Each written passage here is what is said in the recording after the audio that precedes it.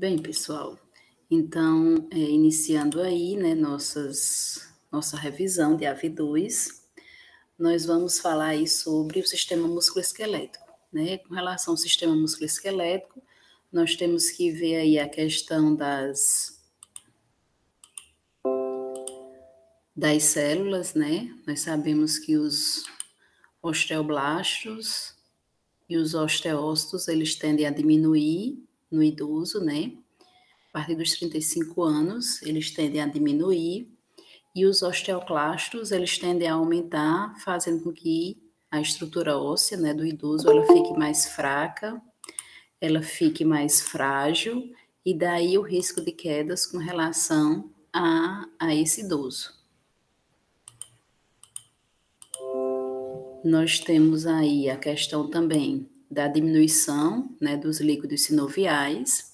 Esses líquidos sinoviais, eles ajudam, né, no movimento articular, e com a diminuição desse líquido faz com que apresente uma rigidez, diminuição aí nas fibras, né, e também a questão da presença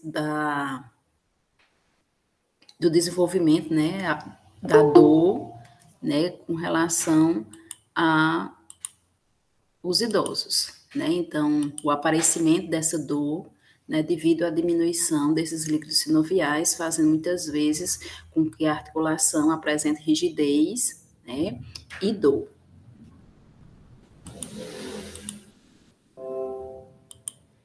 E daí nós sabemos também, né, a questão das mulheres, né? Nas mulheres vai ocorrer aí a diminuição do estrogênio devido à menopausa, o que tende a aumentar, né, a questão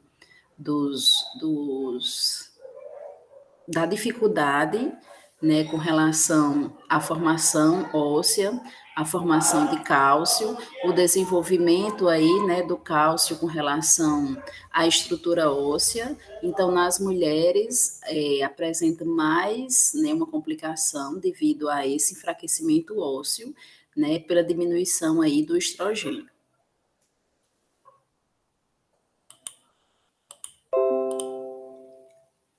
E deixa eu ver. Sim, aqui também nós temos como alterações musculares, né, causadas aí pela idade, a questão da diminuição das fibras musculares, né, e o aumento da rigidez que a gente já viu lá, que é causado pela diminuição dos líquidos sinoviais.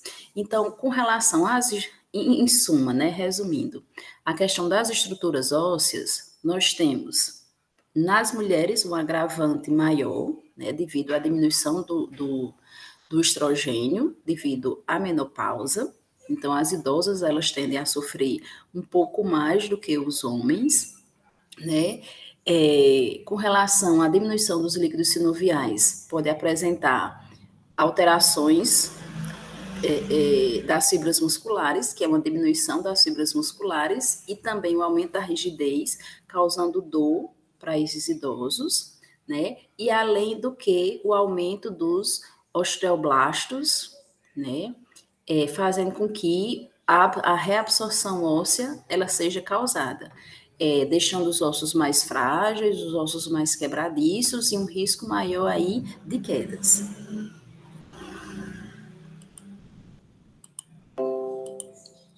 Com relação à osteoporose, né, o que é que nós temos de mais característico aí? A questão, né, de tornar-se os ossos mais frágeis, os ossos mais quebradiços e a presença da corcunda de Dauvager, tá? Então, idosos com osteoporose, principalmente essa osteoporose aí na coluna, eles tendem a apresentar como característica maior a corcunda de Dauvager, tá?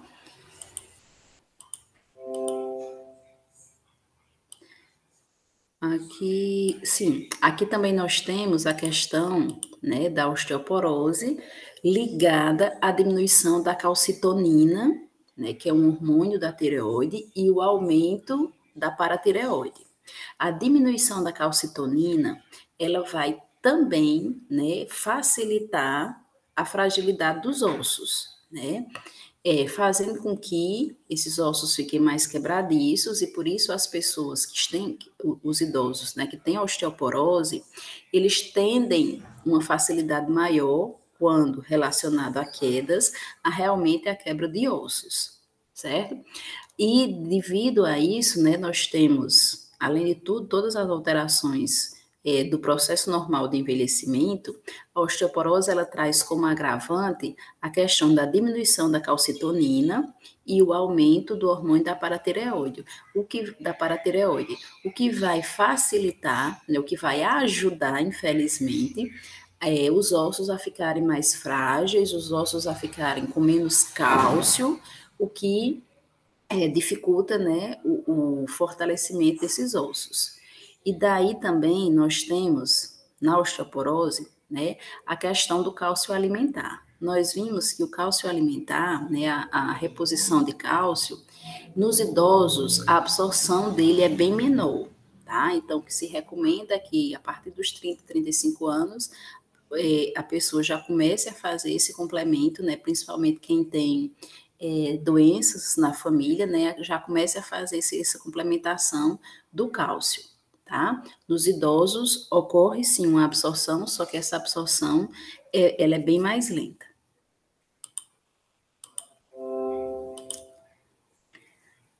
Aqui, né, nos sintomas, no diagnóstico da osteoporose, nós temos a questão da densitometria, né? A densitometria ela vai ajudar tanto no diagnóstico quanto no monitoramento do tratamento, tá? Aqui nos sintomas da osteoporose, nós temos a questão da corcunda de Dovagem como principal sintoma aí na osteoporose, onde isso é bem mais visto quando a osteoporose é diagnosticada na coluna. E outra coisa também é a questão da dor, né? A dor, o idoso ele sempre vai relatar a dor, essa dor óssea devido à fraqueza muscular, né? Devido à fraqueza pela falta do cálcio, o osso sente, né, essa falta, e daí a questão da dor nas articulações, tá? Só que nós temos idosos que podem não sentir essa dor tão constante, essa queixa tão permanente, tá? Com relação à dor. E, infelizmente, só é diagnosticada a osteoporose quando ocorre uma fratura, certo? Então, daí a questão da observação com relação a essas dores, da intensidade com relação a essas dores, tá? Também aí como cuidado de enfermagem. O tratamento, né, reposição de cálcio, a questão do alívio das dores, né, analgésicos para as dores, e também a questão aí do cuidado que eles têm que ter, né, com relação ao ambiente, e aí entra os nossos cuidados de enfermagem, né, para todos os problemas ósseos. Nós temos aí a questão de controle de dor, tá? Nós temos a questão de organizar o ambiente, de orientar esse idoso com relação a não estar todo o tempo forçando essa musculatura, né, a ter os períodos de repouso aí, né, ele tem que ter a consciência que tem que ter esses períodos de repouso. Outra coisa aí é a questão de organizar o ambiente com relação a móveis, né, a tapetes, para evitar o risco de quedas, tá? Isso aí tudo entra com relação aos cuidados de enfermagem. Aí nós vamos para as artrites, tá? Dentre as artrites, nós vamos ver aí a osteoartrite. A osteoartrite, ela,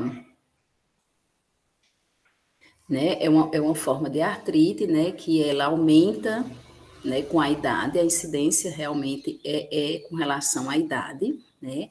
Ela vai atingir os ossos, as articulações maiores, né, as que sustentam o corpo. No caso, ela atinge mais os ossos do quadril e as articulações do quadril e a dos joelhos, tá certo? Então, as pessoas que estão em sobrepeso, aí entra como cuidado de enfermagem a questão da diminuição desse peso, tá? Para que esses ossos, essas articulações, elas não venham a sofrer muito mais, né, com relação aí ao sobrepeso. Então, nós temos que, como cuidado de enfermagem, orientar a questão nutricional, a questão da diminuição desse peso, certo? Deixa eu ver aqui mais. Sim, os sintomas da osteoartrite. Nós temos que ver, né, os sintomas da osteoartrite, além de dor, calor, inchaço, nós temos a presença das nodulações, né? Na osteoartrite, nós temos a presença das nodulações de Ehlers-Danlos e nas nodulações de Bouchard. Elas tanto são como sintomas, como consideradas diagnóstico, tá? Para osteoartrite. Então, se houve a presença dessas duas nodulações, o diagnóstico é osteoartrite, tá? Então, elas entram aí como sintomas e como diagnóstico. Veja que a osteoartrite, ela vai causar deformidade óssea, ela vai causar deformidade na articulação, tá? É uma das artrites que causam deformidade na articulação. Aqui nós temos, né, como diagnóstico também, além da história clínica, essa história clínica vai ser dor, tá? A radiografia, ela vai mostrar essas deformidades e a presença das nodulações, né, de Ehlers-Danlos e Bouchard. Lembrando que nelas aparecem primeiro nas extremidades, né, nas mãos, nos dedos das mãos, nos dedos dos pés, tá certo? E tem que estar presente para que o diagnóstico da osteoartrite ele seja fechado. Tá? E daí nós temos o tratamento, né? O tratamento, assim como da osteoporose, é realmente diminuir a dor, é fazer com que o paciente, o idoso, ele tenha uma qualidade de vida, tá? E nesse tratamento entra também a questão, reforçando para vocês a questão dos cuidados de enfermagem, que é orientação com relação ao repouso, orientação com os exercícios regulares e supervisionados, né? No caso específico da osteoartrite, tem a questão da redução de peso, tá? Então, nós temos que ter um cuidado nutricional com o nosso idoso para que, né, as articulações do quadril e dos joelhos não sejam tão agravadas, né, devido à osteoartrite e devido ao peso, né? Então, nós temos a questão também, como orientação de enfermagem e tratamento, a fisioterapia e a terapia ocupacional.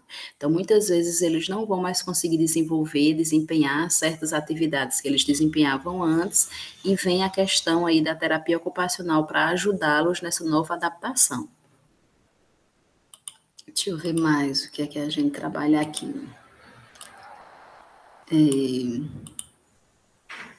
Nós temos a artrite reumatoide, né? A artrite reumatoide, ela vem a trabalhar com relação também à deformidade, é outra artrite que traz deformidade para o idoso, tá certo?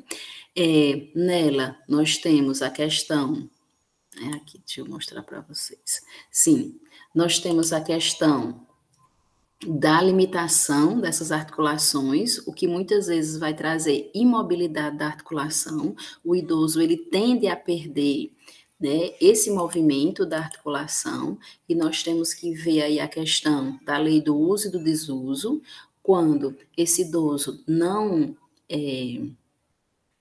vai mais movimentar muito a articulação devido à dor, que é muito grande, né? Então, ele vai trazer, como consequência isso, uma maior rigidez dessa articulação, tá? Essa rigidez da articulação, juntamente com a dor, vai fazer com que o idoso, ele deixe de movimentar essa articulação. Então, se ele puder não movimentá-la, ele vai não movimentá-la, certo? E aí vem a questão da imobilidade. Tá? A importância, como cuidado de enfermagem, da fisioterapia, também para esse idoso, também nessas articulações, também na artrite, assim como na osteoartrite, assim como na osteoporose, são essenciais para a movimentação das articulações. Os sintomas, né, nós temos aqui fraqueza muscular, ataque súbito bilateral e simétrico, inchaço, calor e dor, e a questão da rigidez matinal.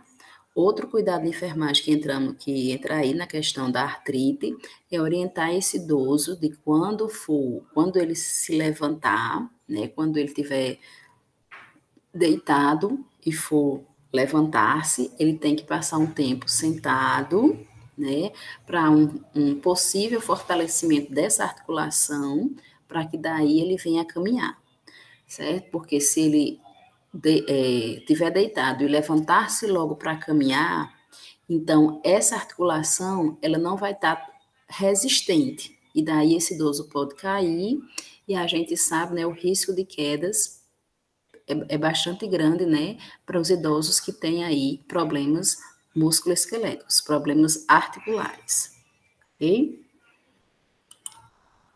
Aqui nós temos o tratamento, né, visa evitar deformidades, que a gente sabe que a artrite, assim como a osteoartrite, ela vai trazer deformidade óssea, ela vai trazer deformidade articular, diminuição da inflamação, né, através de anti-inflamatórios, analgésicos para dor, tá? E a questão do repouso. O idoso, ele tem que ter intervalos de repouso, né? Se é um idoso ainda ativo, se é um idoso que trabalha, né, dentro de casa, ele tem que apresentar aí intervalos de repouso para que ele possa ter uma resistência com relação a essas articulações, tá? Deixa eu ver aqui. Com relação à fibromialgia, nós temos a questão do controle da dor, né? A fibromialgia, assim como a gota, que a gente vai ver em seguida, elas não trazem deformidade, porém, elas trazem muita dor ao paciente, né? Essa dor, ela se irradia, né, por uma grande parte da região, tá? Outro cuidado que nós temos que ter aqui na fibromialgia é a questão das técnicas de relaxamento, isso aí entra como cuidado de enfermagem, que essas técnicas de relaxamento, elas aconteçam para que o paciente, né, ele possa ter um controle com relação às dores, né? A fibromialgia é crônica, né? E daí essas dores estarão sempre presentes no paciente com fibromialgia, só que tem períodos onde dessas dores são mais exacerbadas. E daí muitas vezes o paciente relata, né, que são dores insuportáveis, certo? Então essas técnicas de relaxamento fazem com que ele consiga suportar essa dor, né? Entra aí também uma dificuldade com relação ao sono, então uma ajuda psicológica, né, a esses pacientes com fibromialgia também são necessárias aí como cuidado de enfermagem. E depois nós temos a gota, né? A gota nós sabemos, né, que tá aqui. A gota, né, ela afeta mais as articulações do pé, né, o caso aí o tendão, tá? Então traz uma dificuldade no deambular, tá? Tem como causa a questão do aumento do ácido úrico, certo? Então é diagnosticado pelo exame, né, com aumento aí do ácido úrico, pode ser controlada, também tem a questão aí nutricional, certo? A questão da diminuição da carne vermelha, da questão do controle da ingesta hídrica, entra com cuidados de enfermagem aí no paciente com gota, certo?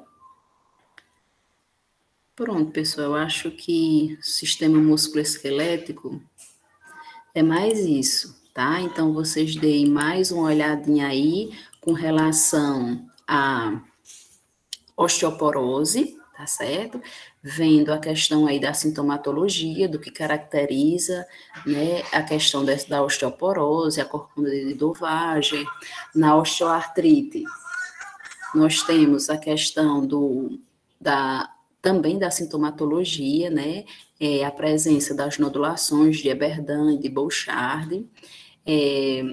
Nas artrites, nós temos aí a questão dessa dificuldade, né, das articulações, a dificuldade com relação a o repouso matinal, que muitas vezes esses idosos não têm, tá? E daí o risco de queda se tornar maior. Então, vejo como cuidados de enfermagem para a questão musculoesquelética, né, para os problemas musculoesqueléticos, nós temos aí as orientações com relação ao repouso, tá? Com relação às medicações, aos exercícios supervisionados e regulares,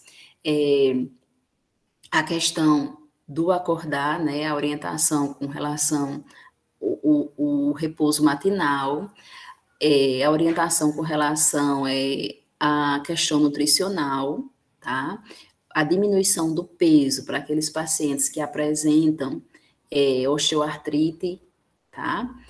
As artrites em geral, eles têm que diminuir o peso, certo? Porque elas atingem mais, principalmente a osteoartrite aí, a questão dos joelhos, né? E das articulações do joelho e quadril, tá? Então,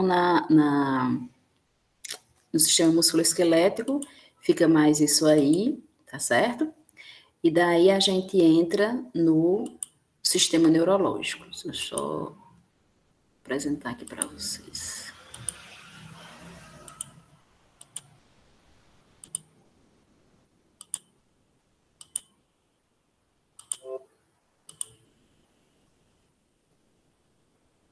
No neurológico, nós temos a questão aí, né,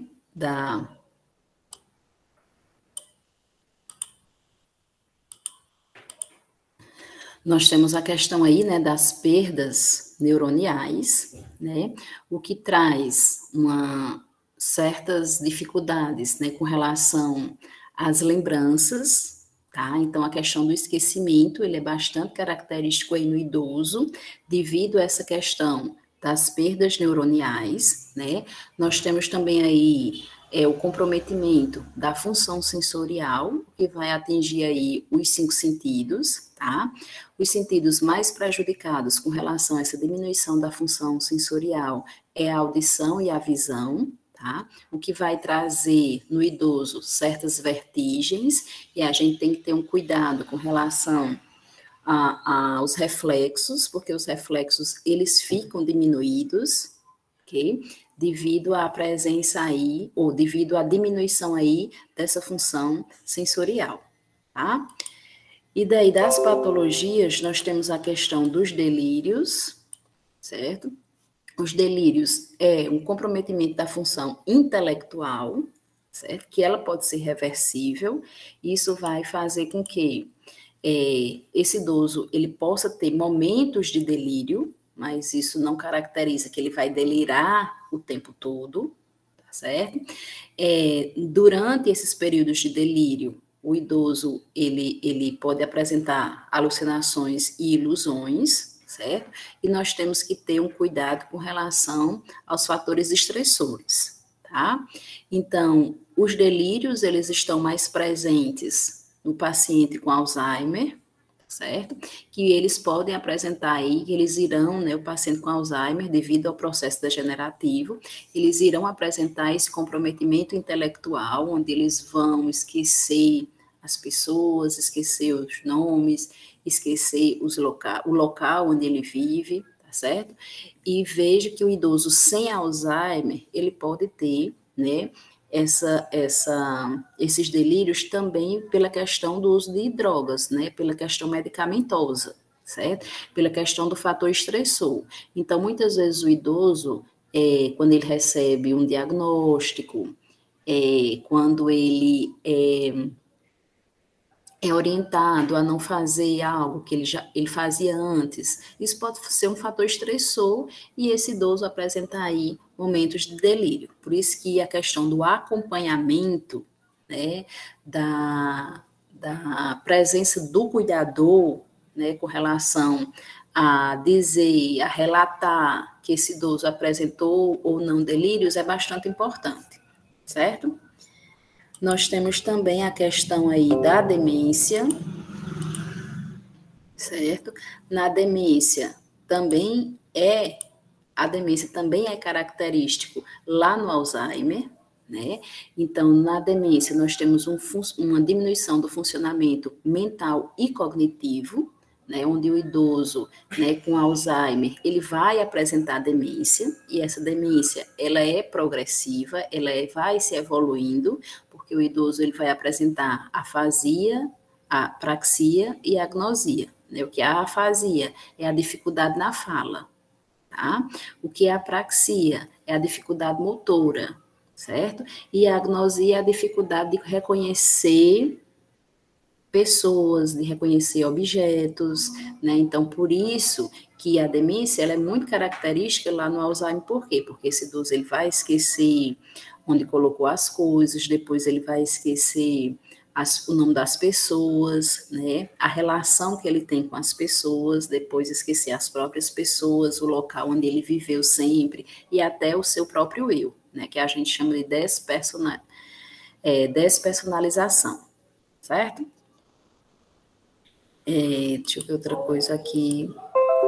Aí nós vamos para o Alzheimer, tá certo?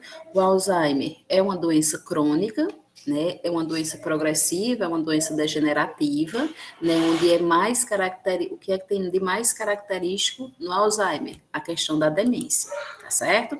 E daí, pessoal, nós temos aqui vou ler aqui. E daí nós temos, né, a questão, né, do desenvolvimento do Alzheimer, certo? Ele pode ocorrer com menos de 65 anos, né, que aí chama-se o diagnóstico precoce, tá certo? E nós temos também o diagnóstico tardio quando é mais de 65 anos, certo? A gente sabe que quanto mais cedo o Alzheimer aparecer, a expectativa de vida desse idoso é bem menor, né? Aí daí nós vamos para o quadro clínico, certo? O quadro clínico aí do Alzheimer entra a questão do esquecimento, né? É a sintomatologia mais característica, né? E daí, devido a esse esquecimento, ele pode apresentar agressividade, ele pode apresentar irritabilidade, tá?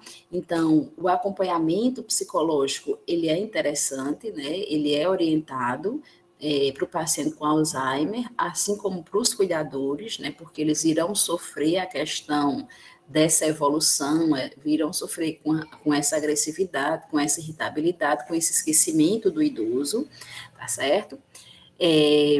Repetição das frases, repetição das palavras, repetição das ações, tá certo? E o comprometimento na capacidade crítica e de julgamento, tá? Então, ele vai apresentar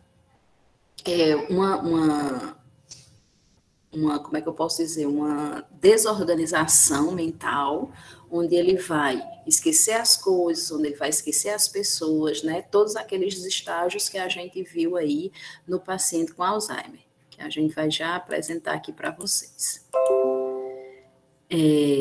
A questão da perambulação, né, é um cuidado de enfermagem que a gente deve orientar aí para a família, que esse idoso com Alzheimer, ele não pode sair sozinho de casa, né, porque devido ao esquecimento, muitas vezes ele não vai conseguir voltar para casa, né, saber voltar para casa. E daí nós temos o diagnóstico, certo? O principal fator no diagnóstico do paciente com Alzheimer é a diminuição da acetilcolina, certo? Então, nós temos aí, né, a diminuição da acetilcolina, né, as células, certo? Usadas como neurotransmissor, a acetilcolina, elas são diminuídas, daí a questão do esquecimento, ser bastante característico do paciente com Alzheimer, e também nós temos como diagnóstico o aumento, a predominância aí das placas senis, que são nada mais são do que o enrijecimento das fibras, certo?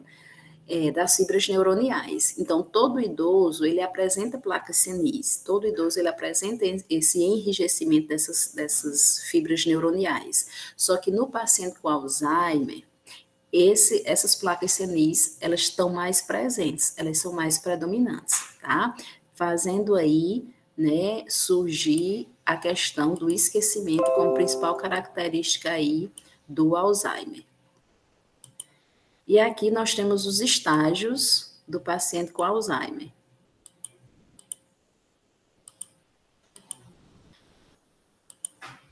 Deixa eu aumentar aqui, porque nem eu estou enxergando essa letrinha tão pequena.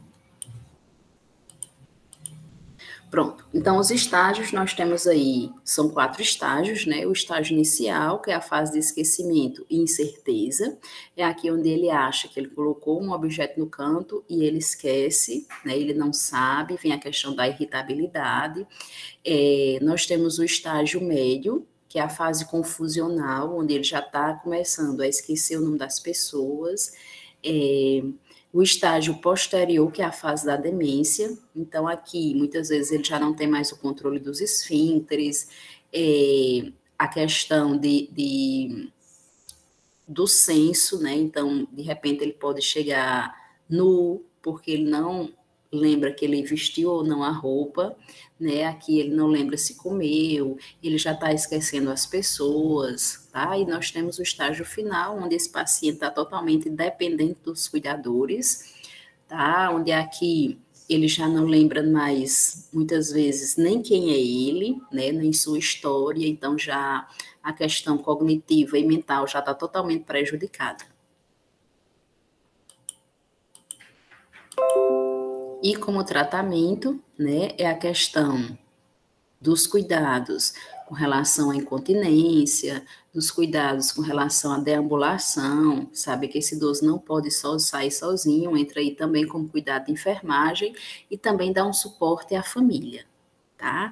A família, assim como no tratamento e no cuidado de enfermagem, ela precisa ser assistida, ok?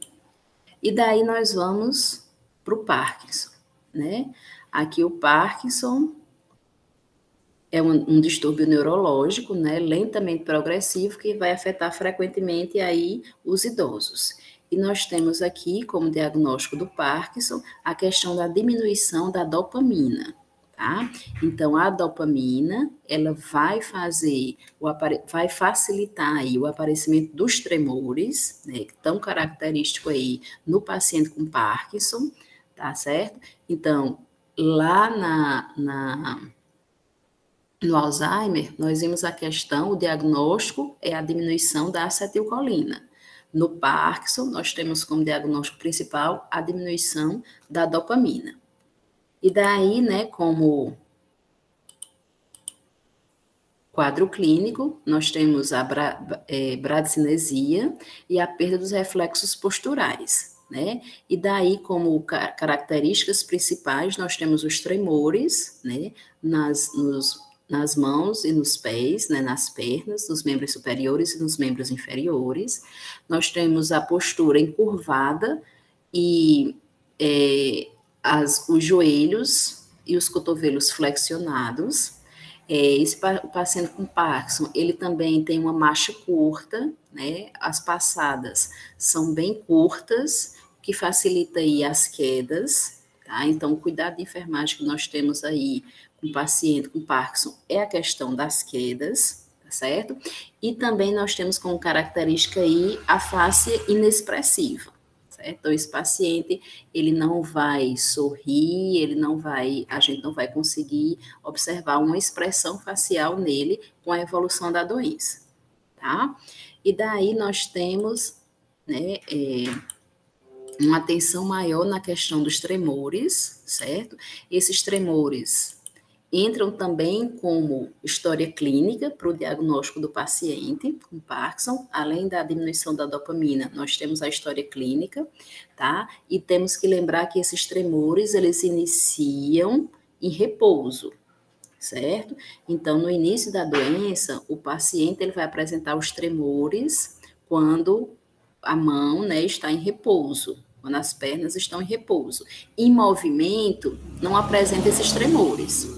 Com a evolução da doença, esses tremores eles são observados tanto no repouso quanto no movimento, né? Então, por isso que muitas vezes, né, o idoso com Parkinson, ele vai se tornar totalmente dependente até no se alimentar, né? Porque ele não vai conseguir fazer o movimento, ok? Eu acho que é isso aqui.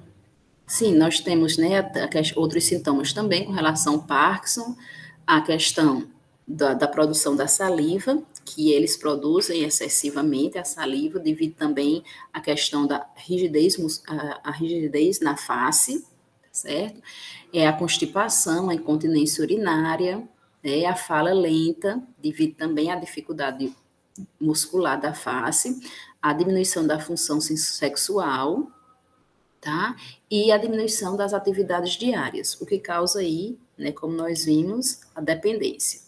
Aqui o diagnóstico, nós vimos que além de clínico, né, é a questão da diminuição da dopamina, tá? O tratamento é qualidade de vida, certo? Sabendo que a evolução, mesmo que lenta, mas ela vai acontecer, ok? Então, aqui, do Parkinson, do sistema neurológico, é isso aí. E vamos para o cardiovascular.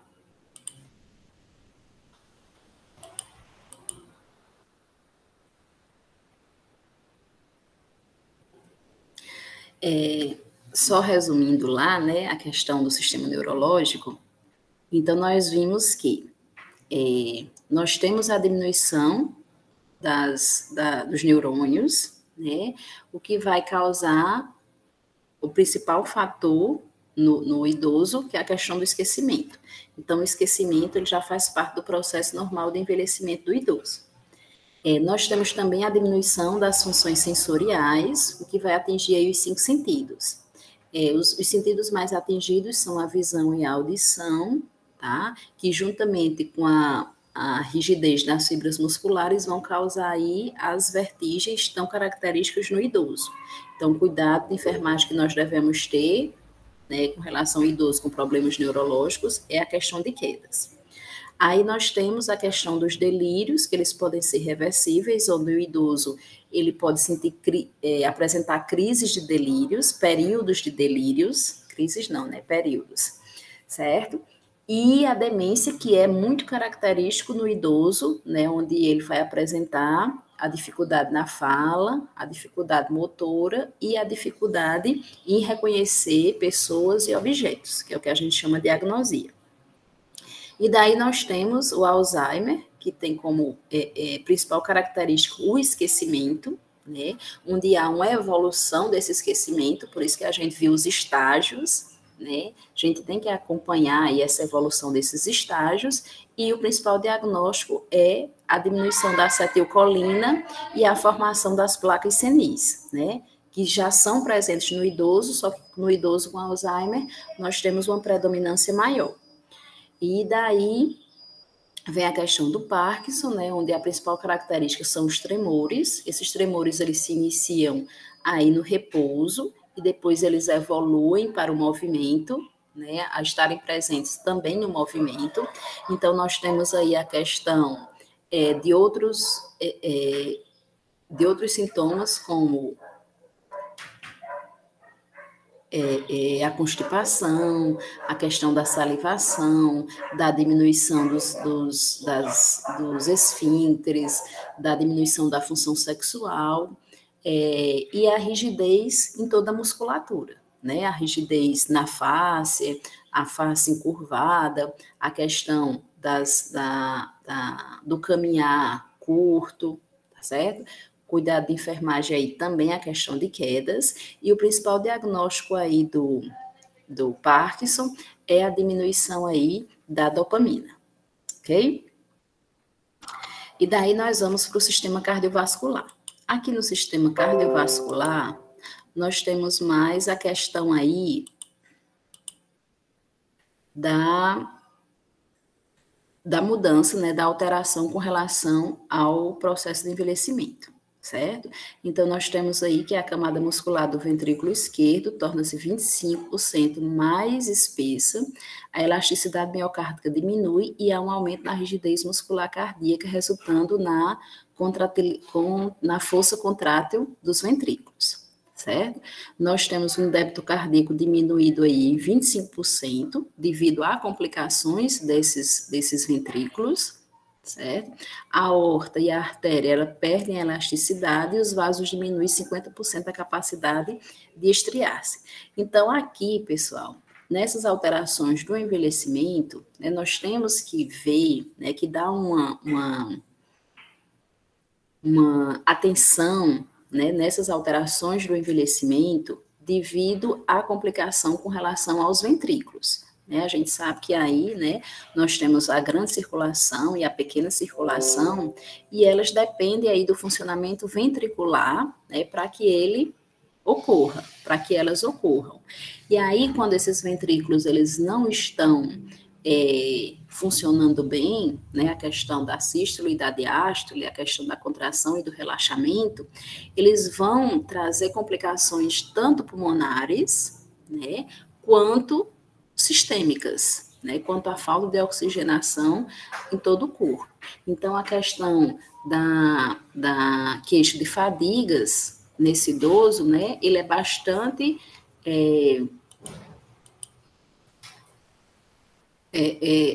relatado devido realmente a essa questão da dificuldade da oxigenação do corpo, né, da dificuldade aí dos ventrículos estarem funcionando. Então, nós temos aqui a insuficiência sistólica e diastólica, né? Essa insuficiência sistólica, ela ocorre quando o coração, particularmente o ventrículo esquerdo, não consegue, né, se contrair-se para ejetar, né, o sangue em todo o corpo, tá? E nós temos aí a função diastólica, que é a fase de relaxamento da função cardíaca diminui, fazendo o ventrículo esquerdo, né, ficar mais rígido, tá? Então, veja que a questão dos ventrículos traz uma dificuldade maior com relação ao fluxo sanguíneo, tanto na questão pulmonar quanto na questão sistêmica. E daí, pessoal, mais vocês, no sistema cardiovascular, vocês dão mais ênfase realmente só essa questão aí da mudança de envelhecimento, certo? Que ocorre aí a nível de miocárdio, e dão também na insuficiência cardíaca, certo? Os demais pontos vocês não precisam se atentar.